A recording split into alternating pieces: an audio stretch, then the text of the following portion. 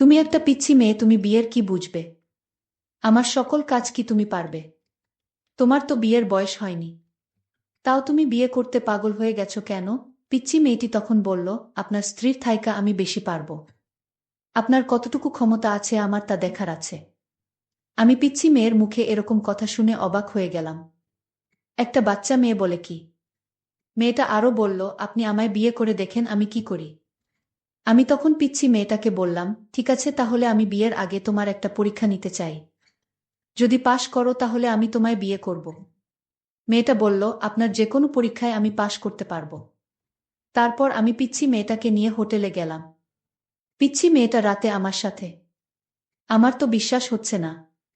কি করে সম্ভব এই বাচ্চা মেয়ের ধারা? বাকি ঘটনাটি গল্পতেই বলছি। 2 দিনের ছুটিতে বাসায় এসে হতভম্ব হয়ে বসে আছি আমি। যাকে খালাতো বোন কম নিজের বোন বলে জেনে এসেছি ছোটবেলা থেকে, সেই পিচ্চি হিমার সাথে আমার মা আমার বিয়ে ঠিক করেছে। আর বলেছে বিয়ে না করলে সে নাকি মরে যাবে। ও আচ্ছা, আমার পরিচয়টা দেই। আমি মানিক, বিসিএস এ প্রশাসন ক্যাডারের সহকারী কমিশনার পদের সেই 323 জনের মধ্যে একজন। যেখানে সরকারি চাকরি মানেই সোনার হরিণ, সেখানে বিসিএস প্রাপ্তরা হলো হীরার খনি। না, এটা আমার মতামত নয়। আমি বিসিএস পাওয়ার আগেও যেমন সাধারণ ছিলাম, এখনো তাই আছি, তবে মানুষজনের ভাবসাব এ নিজেকে অসাধারণ ভাবতে হয় খানিকটা। সে যাক থাক ভেবেছিলাম এবার মাকে হাসনার জন্য রাজি করাবই করাবো। কিন্তু যখনই আমি হাসনার কথা তুললাম, সাথে সাথে মায়ের চেহারা আগুনের মতন জ্বলে উঠল। আমি এবারও তাকে আমার ডিসিশন দিলাম না, কেবল তার ডিসিশনের জন্য কিছুক্ষণ দাঁড়িয়ে রইলাম। কিন্তু তারপর মা যা বলল তা তো অসম্ভব। আমার পিচ্চি খালাতো বোনকে আমি বিয়ে করব কি না সেটা নিয়ে আমার মায়ের মাথা ব্যথা নেই। আমার মায়ের মাথা ব্যথা হলো একজন 28 পার হওয়া মেয়ের সাথে আমার বিয়ে কথা ভাবতে পারাটা মায়ের কাছে অসম্ভব বলে মনে হতো। হ্যাঁ, ওর সাথে সম্পর্কের প্রায় 9 বছর হতে চলল। এই 9 বছরে মেয়েটা আমার অসীম অবহেলা সয়েও আমাকে ভালোবেসেছে। আমি রাতের পর রাত তাকে বলেছি আমি পড়া শেষ করে কল দিচ্ছি, থামো, তারপর আমি পড়তে পড়তেই ঘুমিয়েছি। সে তার মতন অপেক্ষায় থেকেছে আমার। এসব তো বলছি অনার্স শেষ করার পরের গল্প, তার আগেও এমন অনেক ঘটনা আছে যা এই মেয়েটা মুখ বুঝে সয়ে গেছে। কেবল এতটুকুই বিশ্বাস রেখে দিন শেষে আমি তার। সে বয়স বাড়িয়েছে আমার জন্য, তার বাবার শাসন, মায়ের রাগ, বিয়ের খানেক সম্বন্ধ। বয়স পার হয়ে যাওয়ার দোহায় কোনো সমস্যা দেখিয়ে সে আমাকে ধরে রাখতে চায়নি। বরং সবসময় আমি যেটা পারবো না বলছি সে বলছে আমি জানি তুমি পারবে। মেয়েটা কিছু কারণে আমি উপেক্ষা করতে করতেও পারিনি। বহুবার তার কথা ভেবে তাকে বলেছি তুমি বিয়ে করে নাও। তার সেই এক কথা, বিয়ে করলে তোমাকেই করব, নয়তো না। এই কথাটা খানিকটা স্বস্তি দিত আমাকে। আজকাল সে আমার উপেক্ষা সহ্য করে, অবহেলা মেনে নেয়। যেতে চাইলে আটকায় না, কল না ধরলে আর পরে কল দেয় না। 9টা বছর অপেক্ষা করতে করতে মেয়েটার অপেক্ষা করার মতন কঠিন একটা রোগ হয়ে গেছে বোধ হয়। আমি জানি মেয়েটা কষ্ট পায়, রাতভর কাঁদে, সমাজের সব কথা, বাড়ি থেকে বিয়ের চাপ, সবটা হাসি মুখে মেনে নিয়ে মেয়েটাও খুব ক্লান্তি বোধ করে। মাঝে মাঝে আমাকে বলে, মানিক, কিছু কথা ছিল। আমি জানি কি কথা, তবে মায়ের আপত্তির কথা বারবার তাকে শোনাতেও ভালো লাগে না আমার। তাই প্রায় দিন তার কল অ্যাভয়েড করি। হঠাৎ একদিন কল করে বলি, আর বলো না, খুব ব্যস্ত ছিলাম একদিন। তারপর সে নরমভাবেই বলে, আমি জানি তো, বিসিএস ক্যাডারের অনেক রকমের ব্যস্ততা থাকে। যাই হোক, পরের ক্লাসের জন্য বসে আছি, সময় হয়ে গেছে, রাখছি বলে কেটে দেয়, কথা বাড়ায় না। আর সে আগে ঢাকা থেকে বাড়িতে আসলে তার জন্য সময় বের করে দেখা করতাম, আজাকাল সেটাও কমিয়ে দিছি। মায়ের কিছু কথার প্রভাব আমার উপরেও পড়ে গেছে। 28 বছর একটা মেয়ের জন্য বিশাল ব্যাপার। এখন আর হাসনাকে আমার ভালো লাগে না তেমন। নয়তো তাকে দেখার জন্য যে আমিটা ছটফট করতাম, সেই আমিটাই আজকাল আর তাকে দেখতে চাই না। কেন?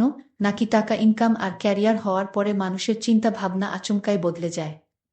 আজকাল এসব আজব চিন্তা ভাবনা মাথায় ঘুরতে থাকে সবসময়, কিন্তু সেসবকে আমি সময় দেই না। ঘাড়ে চড়ে বসার একটা সুকটান দেয়ার তাগিদে বাসা থেকে বের হলাম। তারপর অনেকদিন পরে এক মুহূর্তের জন্য হাসনাকে ছাড়া অন্য কাউকে নিয়ে ভাবতে শুরু করলাম। আকাশ মেঘলা হয়ে আসলো, হয়তো একটু পরেই বৃষ্টি শুরু হবে। আমি স্কুলের পাশের মাঠটায় বসে একা একা অন্য কাউকে নিয়েই ভাবছি। স্কুল ছুটির পরের বৃষ্টিতে কত ভিজেছি আমরা না? এটা আমার মনে পড়তো না। সদ্য কিছু ছেলে মেয়েকে দেখছি ভিজতে ভিজতে বাসার দিকে যেতে। একটা 2 বেনি করা মেয়ের দিকে চোখ যেতেই তার লাজুকতা দেখে বুঝলাম পাশের ছেলেটাকে সে খুব ভালোবাসে। কিন্তু এই মেয়েটা কি জানে প্রতিষ্ঠিত হওয়ার পরে ছেলেটা তাকে ছেড়ে দিবে, এই ভেবে কিছুটা মন খারাপ হয়ে গেল। তারপর মনে হলো আচ্ছা আমিও তো একই কাজ করছি। অতঃপর আর সেখানে বসে থাকলাম না। ঘড়িতে সময় তখন 2:30। হাসনাকে এখন স্কুলে গেলে পাওয়া যাবে, আমি সোজা ওর স্কুলের উদ্দেশ্যে চলে গেলাম। ও সেখানে চাকরি করে আজ প্রায় 5 বছর।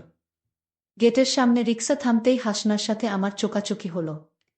ইশারায় বললাম উঠে বসতে, তারপর তার দিকে চোখ ফেরাতেই এই প্রথমবারের মতন উপলব্ধি করলাম চোখের নিচের ডার্ক সার্কেলগুলো। এগুলো যেন সাক্ষী তার রাতের পর রাত না ঘুমানোর। তারপর তার দিকে যতবার তাকালাম কেবল মনে হতে লাগলো এই মেয়েটাকেই তো একসময় খুব ভালোবাসতাম।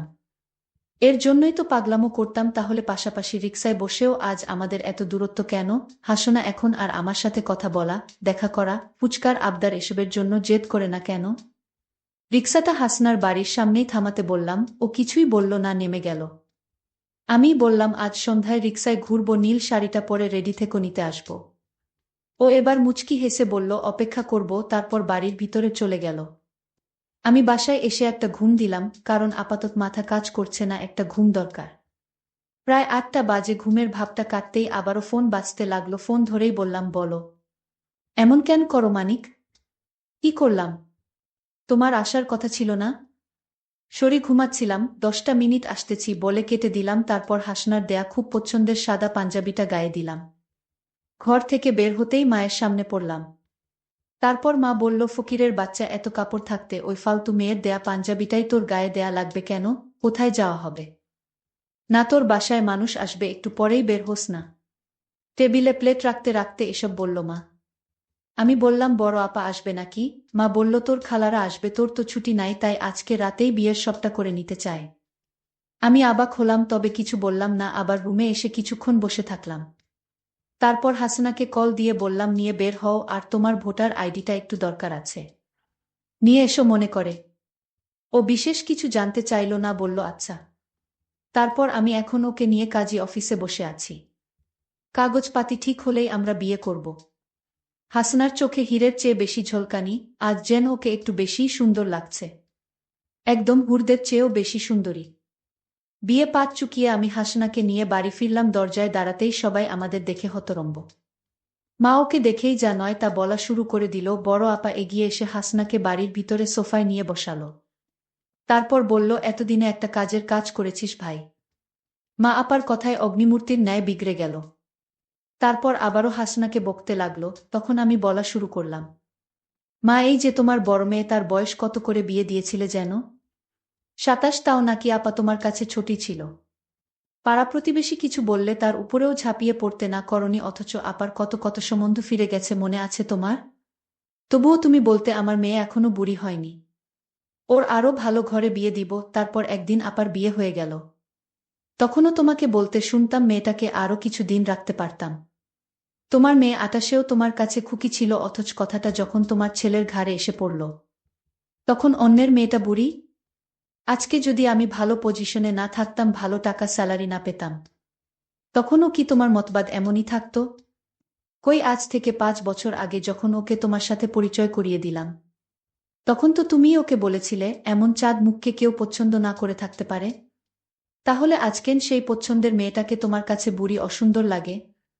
সেই মুখেই আজ কেন বয়সের ছাপ পড়ছে বলে লাগে? কারণ আজ তোমার ছেলে প্রতিষ্ঠিত, নাকি তুমি কয়েক হাজার টাকার মুখ বেশি দেখছো বলে? বেশি কিছু চাইনি মা, মেয়েটা আমার জন্য অনেক কিছু খুইয়েছে। একজন মেয়ের বিয়ের বয়স 18 পেরোতেই হয়ে যায়, সেখানে মেয়েটা আমার এত অবহেলা অবজ্ঞা উপেক্ষা সয়েও থেকে গেছে, শুধু আমার নয়, তোমার মতন অনেকের কাছেই তাকে এসব শুনতে হয়েছে, এমনকি সেই তালিকায় তার পরিবারও রয়ে যায়। ওকে আমার জন্য মেনে নিও না মা। মন থেকে মেনে নাও, নয়তো এই সাংসারিক আগুনে আমরা সবাই পুড়ে যাব। মেয়েটা অনেক স্বপ্ন নিয়ে ঘর ছেড়েছে মা, মেনে নাও বলে পায়ে বসে গেলাম। আমার দেখাদেখি হাসনাও এসে মায়ের পায়ের কাছে বসে পড়ল। মা কিছুক্ষণ চুপচাপ দাঁড়িয়ে থেকে আপাকে বলল খালাদের খাইয়ে দিতে, তারপর সে তার রুমে চলে গেল। আমরা আরও কিছুক্ষণ ওভাবেই বসে থেকে নিজেদের দিকে হতবাক হয়ে তাকিয়ে রইলাম।